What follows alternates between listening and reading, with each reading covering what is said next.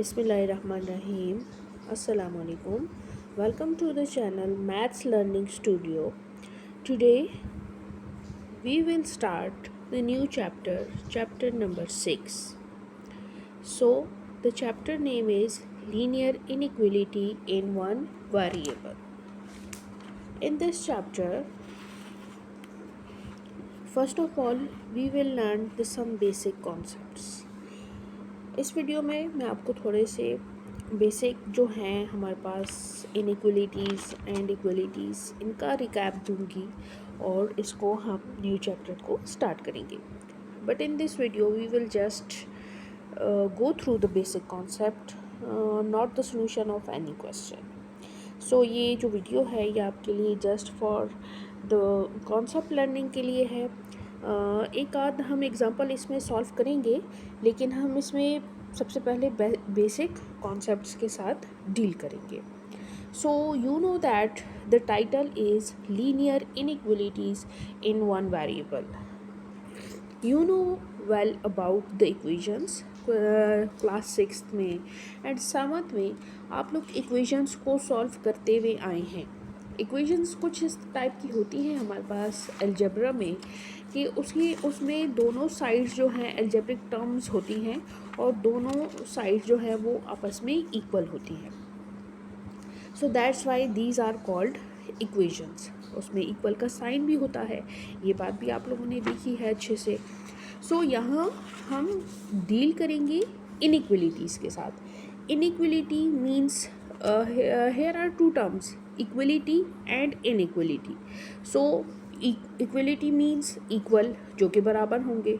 inequality means कि वो आपस में इक्वल नहीं होंगे.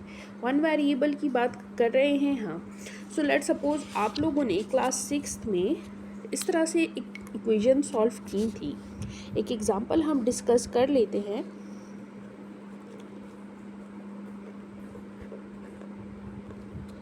x plus 5 equals to 7. अब यहाँ पे दो टर्म्स हैं. x plus 5 equals to 7. एक टर्म हो गई हमारे पास x प्लस 5 और दूसरी टर्म हो गई है हमारे पास 7. मीन्स कि ये वाली जो टर्म है जो हमारा लेफ्ट हैंड साइड है that is equals to right hand side. दोनों साइड्स आपस में इक्वल हैं. That's why this is called equation. Equality है इनमें. अब अगर हम इसको सॉल्व करते हैं तो हम इसको कैसे सॉल्व करेंगे. फॉर वेरिएबल x अगर हम इसको सॉल्व करते हैं, x जो है वो हमारे पास यहीं पर रह जाता है, जबकि इस पॉजिटिव 5 को हम शिफ्ट करेंगे राइट हैंड साइड पे. ये यहाँ पे पॉजिटिव 5 है, वहाँ शिफ्टिंग के बाद ये माइनस हो जाएगा. So this will becomes 7 minus 5. So the value of variable x will be 7 minus 5 will gives you 2. So this is the solution of an equation. अब हमने इस चैप्टर में सॉल्व करनी है इनइक्वलिटीज़ को. इनइक्वलिटीज़ मीन्स जो कि इक्वल नहीं होंगे. अब इसी टाइप के हमें एक्सप्रेशंस गिवन होंगे, लेकिन इक्वल के बजाय वहाँ पे साइन यूज़ होगा इनइक्वलिटीज़ का.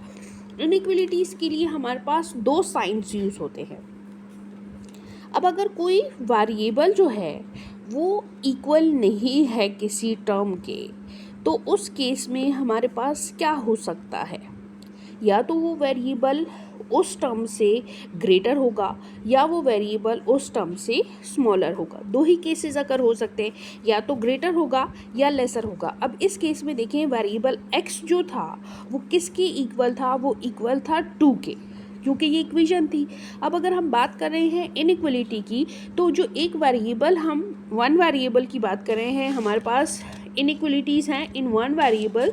सो हमारे पास दो केसेस अगर होंगे, या तो वेरिएबल जो है वो उस टर्म से ग्रेटर होगा या उससे लेसर होगा. सो यहाँ पे दो साइन यूज़ होते हैं हमारे पास, ग्रेटर का एंड लेसर का. लेट्स सपोज अब हमारे पास यहाँ था x plus 5 equals to 7.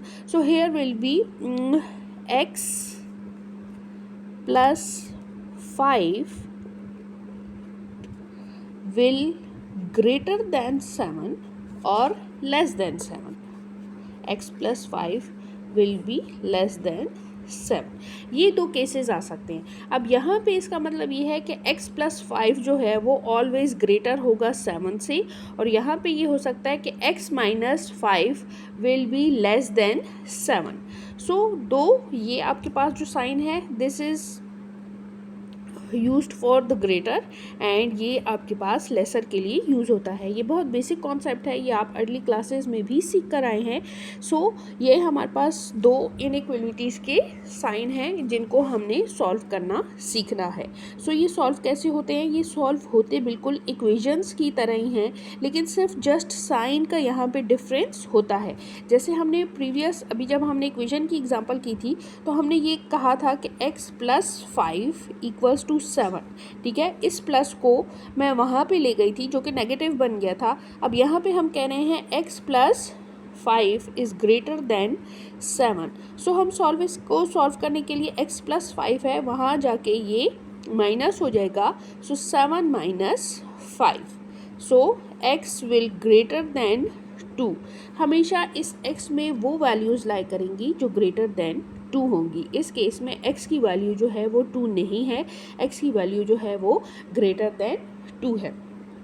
Similarly अगर हम लेस देन का यूज़ करते हैं सो उसमें भी यही आएगा कि हमारे पास एक रेंज आएगी जिसमें x में वो सारी वैल्यूज़ लाई करेंगी जो कि x से छोटी होंगी। होप यहाँ तक आपको चीज़ें क्लियर हो गई होंगी। इस कॉन्सेप्ट में एक और चीज़ यूज़ होती है, that is number line.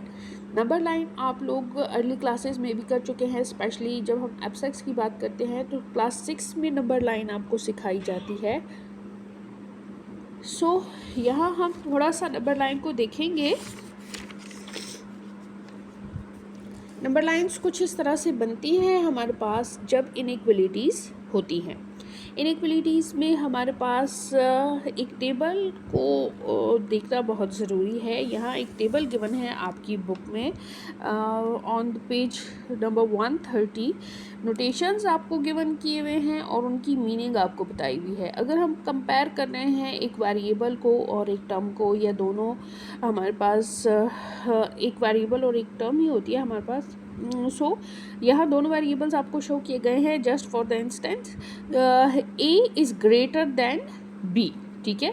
a ये वाला सिंबल एंड b, इसका मतलब क्या है कि a is more then b, और यू कैन से कि a is greater then b, a is less then b, so here a is less then b, so this is a is greater than, और यहाँ इसके नीचे एक dash लगा हुआ है। ग्रेटर के साइन के नीचे एक डैश है which indicated that a is greater than और इक्वल्स टू b, ठीक है।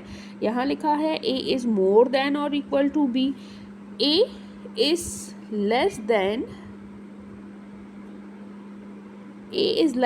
और equals to b, a is less than और इक्वल्स टू b, ठीक है। ये चार नोटेशंस है जो कि इनइक्वलिटीज़ में यूज़ होती हैं। वेरिएबल या तो उससे बड़ा होगा या छोटा होगा, या वेरिएबल उस वैल्यू के इक्वल भी हो सकता है, और उससे बड़ी जितनी वैल्यूज़ होंगी वो इसमें लाई करेंगी इसकी रेंज में। यहाँ पे वेरिएबल उस टर्म के इक्वल भी होगा और उससे जितनी भी लेस वैल्यूज़ होंगी वो सारी इसकी रेंज में लाई करेंगी। यहाँ एक और इम्पॉर्टेंट नोट है जो कि बताया गया है कि यू कैन मल्टीप्लाई और divide both sides of an inequality by a positive number without having to reverse the inequality sign। जब भी आप इनइक्वलिटी के साथ किसी वैल्यू को डिवाइड करते हैं या मल्टीप्लाई करते हैं तो उससे आपका जो साइन है वो कभी भी रिवर्स नहीं होता। सिर्फ नेगेटिव के केस में जब आप उसको नेगेटिव कर देते हैं, आपके पास वैल्यू नेगेटिव हो जाती है, तो उस केस में आपके पास जो है वो साइन रिवर्स हो जाता है। लेट्स सपोज अगर कोई दो वेरिएबल्स हैं, x इज़ ग्रेटर देन और इक्वल्स टू y है, अगर हम इसको किसी पॉजिटिव नंबर से, c is greater then 0 means एक पॉजिटिव नंबर है, इससे अगर हम इसको मल्टीप्लाई करेंगे तो इसका जो ये इक्वलिटी वाला साइन है ये रिवर्स नहीं होगा। रिवर्स मतलब उलट हो जाना। अगर आपके पास ये वेरिएबल x ग्रेटर है तो ग्रेटर ही रहेगा, y अगर लेसर है तो लेसर ही रहेगा, रिवर्स नहीं होगा। रिवर्स का मतलब ये है कि अगर आपने इसको किसी नेगेटिव नंबर से मल्टीप्लाई कर दिया तो ये जो आपके पास x है पहले ग्रेटर था तो बाद में लेसर हो जाएगा। अगर आप पॉजिटिव नंबर से मल्टीप्लाई कर रहे हैं तो ऐसा नहीं होता, आपके पास जो इनइक्वलिटी है वो चेंज नहीं होती, दैट रिमेन सेम। लेकिन अगर आप उसको नेगेटिव नंबर से मल्टीप्लाई करते हैं तो वो आपके पास चेंज हो जाती है। ये आगे जब हम क्वेश्चन सॉल्व करेंगे तो ये चीज़ें आपको और भी साथ साथ में क्लियर होती जाएंगी। Similarly the case with division, multiplication में ऐसे होता है, डिवीजन में भी ऐसे ही होता है कि जब आप इसको पॉजिटिव नंबर से डिवाइड करते हो तो आपका इनइक्वलिटी का जो साइन है वो कभी भी रिवर्स नहीं होता, आपकी जो इनइक्वलिटी होती है दैट रिमेन्स द सेम।